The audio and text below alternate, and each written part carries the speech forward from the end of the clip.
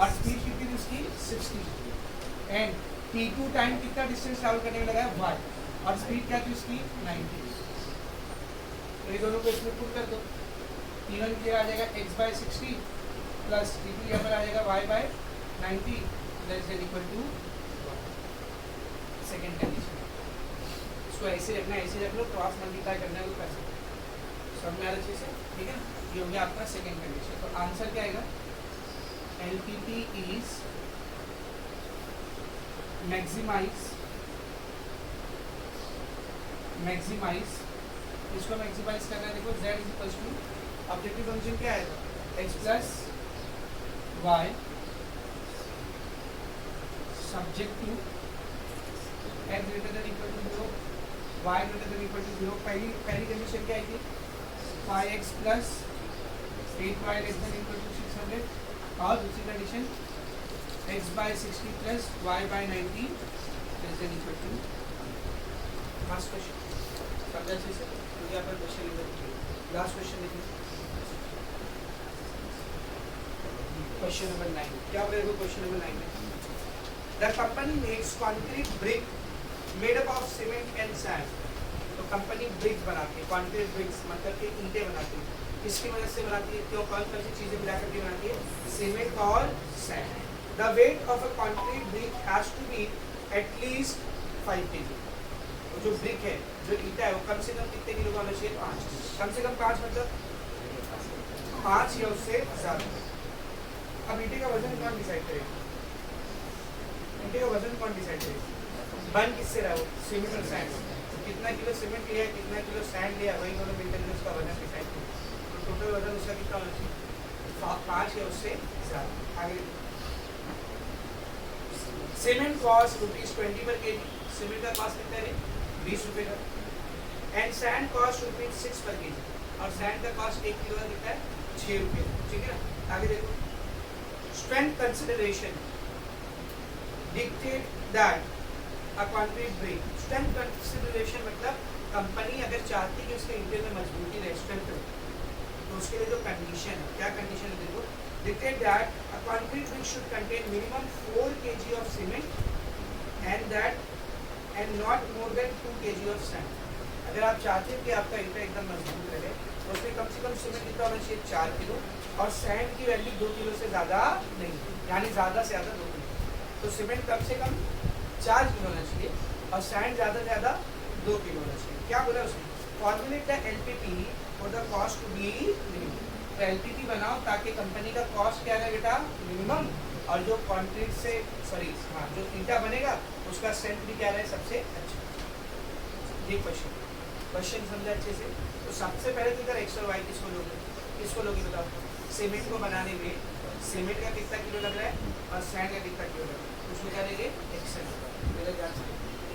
Late x kg of cement and y kg of sand is used to make bricks।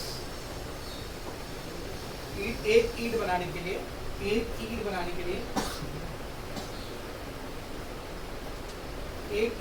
लिए कितना kilo cement लग रहा है, x kilo, और sand कितना किलो लग रहा है, y।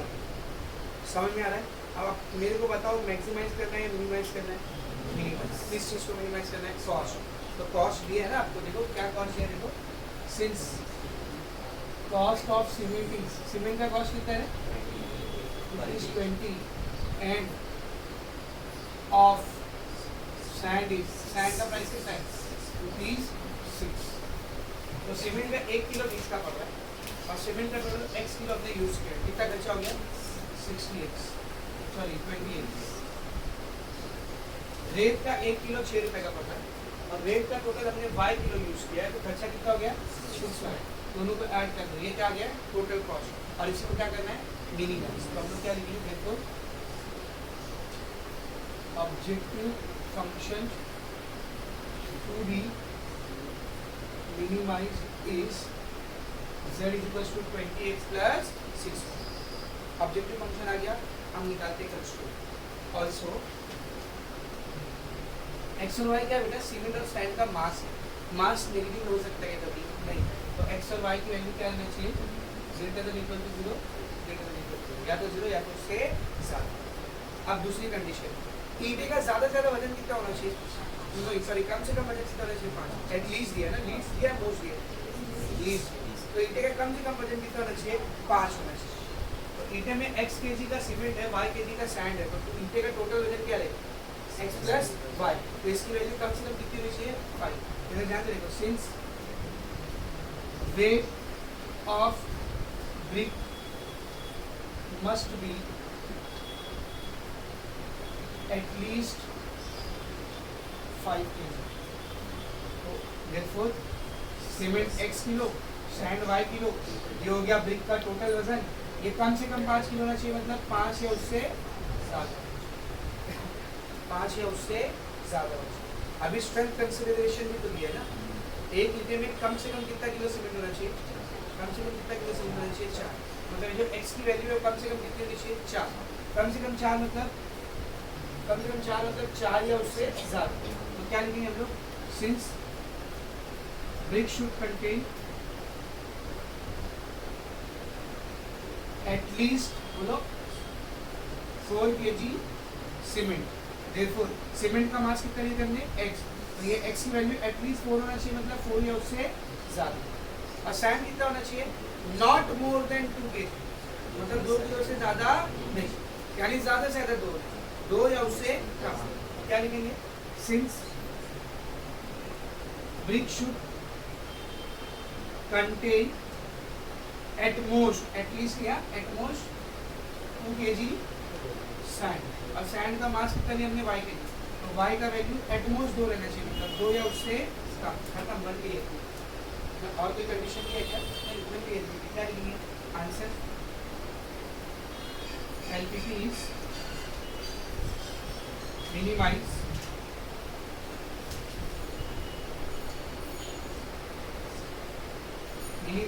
z is equals to 20x plus 6y subject to x greater than equal to 0, y greater than equal to 0, x plus y greater than equal to 5, x greater than equal to 4, y less than equal to 5।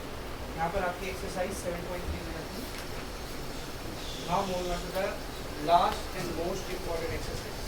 ठीक था, LPP बनाते कैसे, अब हम लोग सीखेंगे LPP को निपटाते कैसे, मतलब उसको सॉल्व कैसे करें, ठीक है ना। तो पहला क्वेश्चन देखो, बहुत ही सिंपल होगा,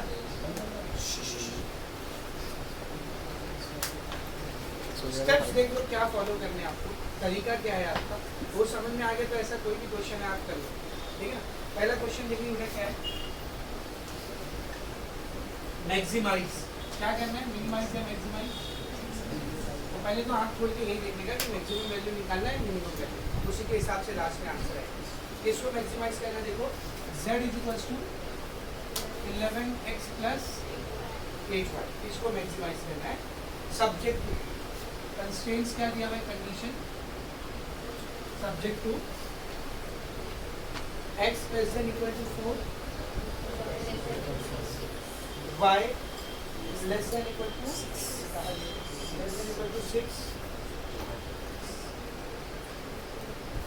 x plus y less than equal to 6, x greater than equal to 0, y greater than equal to 0।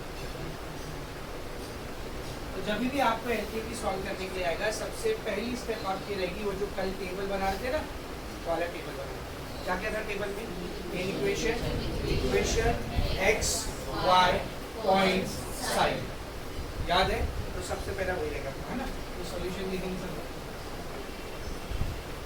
First will make the table in equation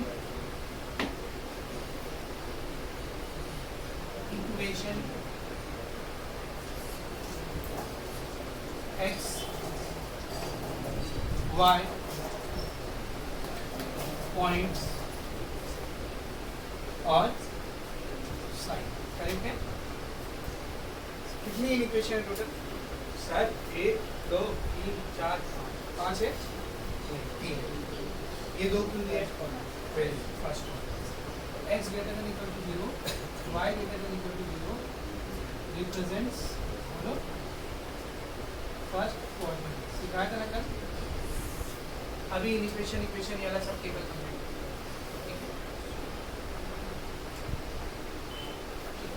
तो सबसे पहले देखते हैं बेटा पहली वाली इक्वेशन क्या है। फर्स्ट इक्वेशन बोलो x less than equal to, तो इसकी इक्वेशन क्या आएगी, x इक्वल टू 4। कितना वेरिएबल इसमें, एक ही। जब एक सिंगल वेरिएबल होता है तो जो लाइन होती है वो या तो x एक्सिस या तो y एक्सिस को पैरेलल है। तो ऐसी लाइन को बनाने के लिए do we need points of one, तो क्या करने का याद है, पॉइंट में डैश करें। हाँ साइड आपको पता करना है क्या है बेटा, लेस देन इक्वल टू, क्या चाहिए, ओरिजिन पहली होगी, सिंपल फर्स्ट वाली होगी, जो कल के लेक्चर में कितना बैठे थे उनके लिए कितना होगा ही, ठीक है। दूसरी इक्वेशन क्या देखो, दूसरी इक्वेशन क्या है, y less than equal to 6, क्या आएगा, y equal to 6, single variable है, do we need point, side कौन सी, लोग पेपर में नहीं देखते,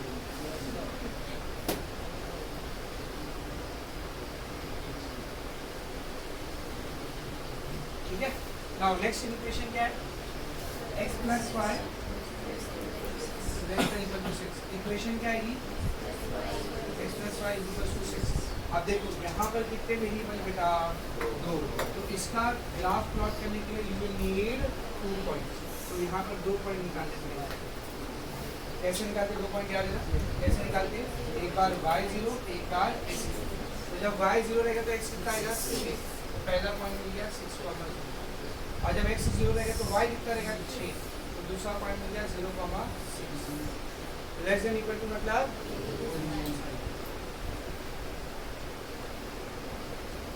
ठीक है। जैसे ये टेबल बन गया अब आप फॉरन ग्राफ बनाओगे, ग्राफ पेपर पे नहीं, नॉर्मल पेपर पे आपको ग्राफ बनाना, ग्राफ याद है ना, कल कैसे ग्राफ बनाना भी सिखाया था, ग्राफ बनाना भी सिखाया था, फिजिबल सोल्यूशन निकालना भी सिखाया था, और बोला था 70-80% काम हो गया यहाँ पे, याद है, ठीक है। लेट अस मेक ग्राफ, ठीक है। और भाई फर्स्ट क्वाड्रेंट में बनने वाला है, तो सेकंड थर्ड फोर्थ क्वाड्रेंट को बनाना क्या है, बेवकूफ़ी, तो अब मैं उसको बनाऊंगा, चलेगा ना, क्योंकि आपको मालूम है कौन से क्वाड्रेंट में ग्राफ बना है, फर्स्ट क्वाड्रेंट। तो ये बन गई y एक्सिस, ये आ गई x एक्सिस, ये आ गया ओरिजिन, है फर्स्ट क्वाड्रेंट, है फर्स्ट क्वाड्रेंट। x पे अपने को मैक्सिमम कितना जाना है, 6, ठीक है। तो 1 2 3 4 5 6, 1 2 3 4 5 y पे भी अपने को मैक्सिमम कितना जाना है, 6, 1 2 3 4 5 6, ठीक है ना, 1 2 3 4 5 6, एक एक करके एक एक ग्राफ को बनाते हैं। सबसे पहला क्या बनाना है, x इक्वल टू 4, किसको पैरेलल देना है, y को। अब कहाँ से पास होना होगा, x एक्सिस पे 4 से, x इक्वल टू 4 मतलब x एक्सिस पे 4 से पास होना चाहिए, और x इक्वल टू कांस्टेंट मतलब y एक्सिस को parallel, take a line like this, ये पहली लाइन बन गई आपकी, x इक्वल टू 4, साइड कौन सी है इसकी, इधर है ओरिजिन, छोटी एरो बनाएंगे ना, अभी सब नहीं है ना, अभी एक ही बार छोटी एरो ऐसा बनाएंगे। नेक्स्ट वन क्या है, y इक्वल टू 6 मतलब y एक्सिस पे कहाँ से पास होना चाहिए, 6 से, और y इक्वल टू कांस्टेंट मतलब x को पैरेलल, तो यहाँ से पास होना चाहिए, x को पैरेलल होना चाहिए। ये बन गई सेकेंड लाइन, इक्वेशन क्या है इसका, y इक्वल टू 6, साइड कौन सा इसका, ओरिजिन साइड, नीचे point A, where is point A, 6,0, इधर है 6,0, ये है point A 6,0, point B, where is point B, 0,6, ये है पॉइंट B 0,6, दोनों को ज्वाइन करके एक लाइन बना दो,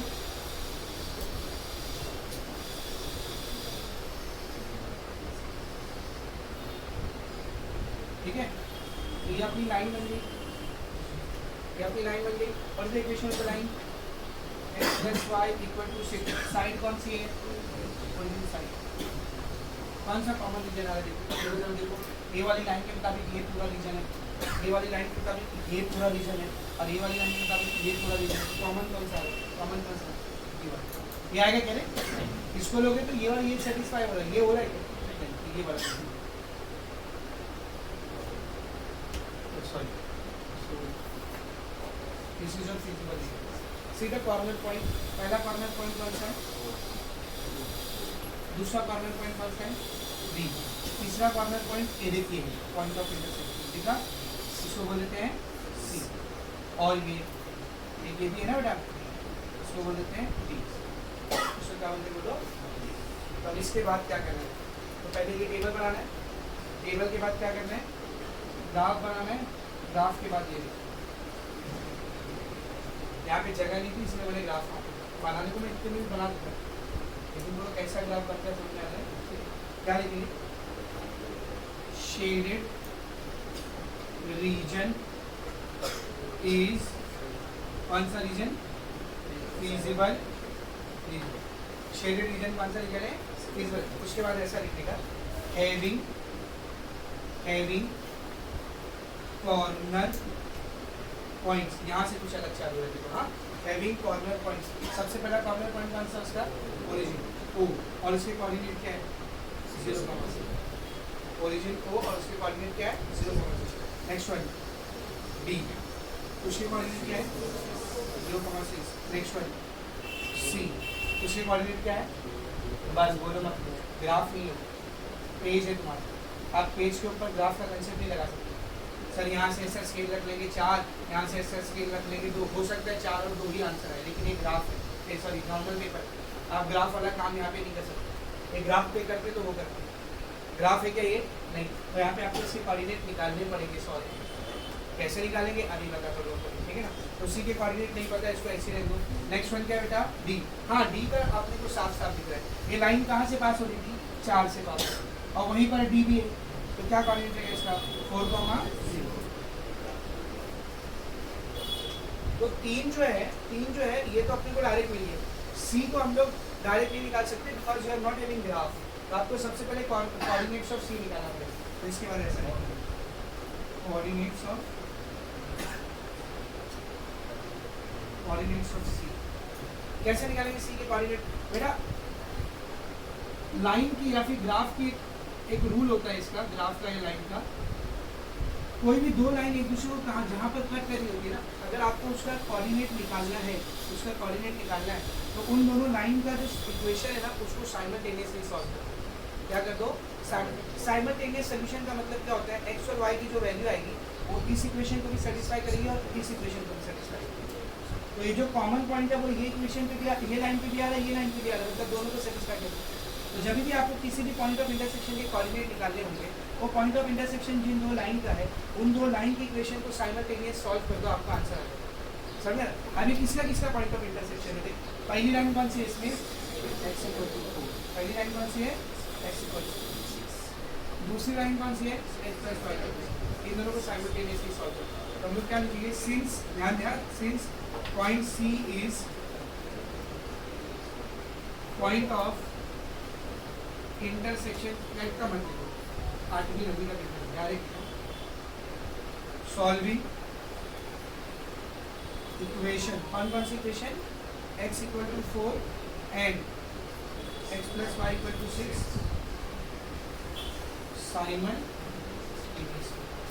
कैसे दोनों को साइमल्टेनियसली सॉल्व करेंगे, इक्वेशन है x + y = 6 और दूसरी इक्वेशन है x = 4, इसमें पुट कर दो x = 4, x = 4 पुट कर दो, इसमें क्या आएगा बोलो क्या आएगा, x यहाँ पर 4 रखना, 4 + y = 6, तो y कितना आएगा 6 - 4, तो y कितना आएगा 2, तो x का वैल्यू है 4, x का वैल्यू है 4, y का वैल्यू है 2, देयरफॉर c के कोऑर्डिनेट क्या आ गया, x का वैल्यू 4, y का वैल्यू 2।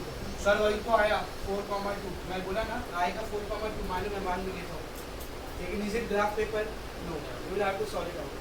और ये पहला क्वेश्चन है, सबसे प्यारा क्वेश्चन है, सबसे सिंपल क्वेश्चन है, अभी रुको जरा सब्र करो, फिर आगे आप डायरेक्ट नहीं निकाल सकते, वहाँ पे आपको एक तरीका आना चाहिए कैसे लिखो।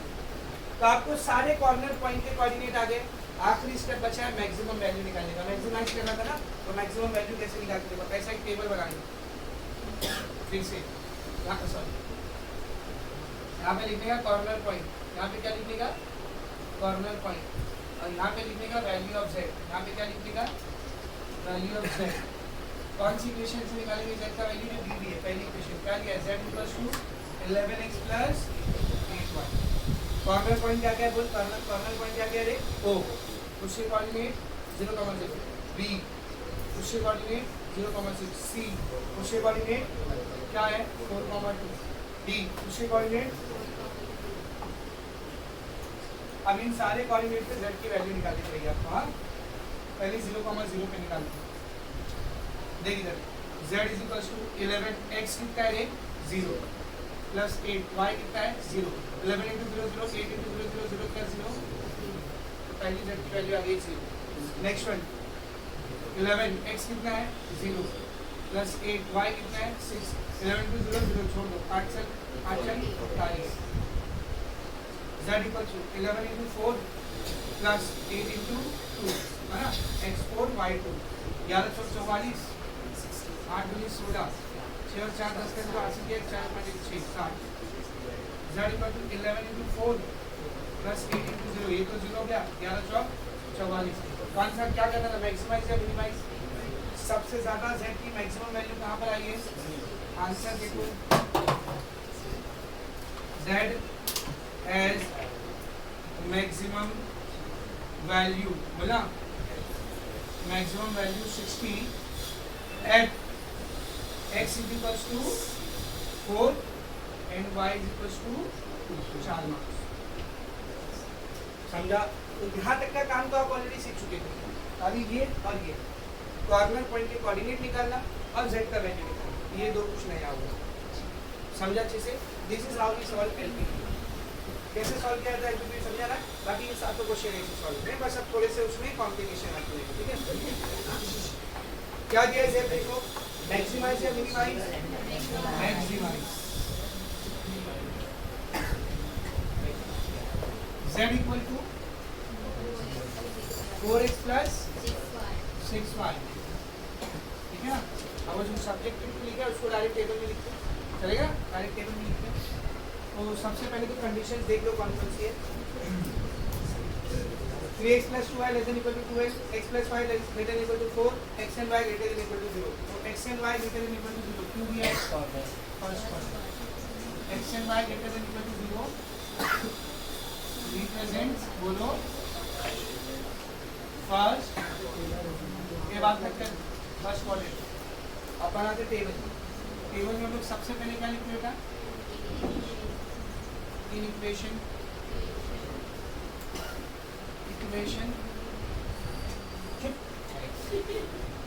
x पागल हो गया भाई, y पॉइंट्स साइड।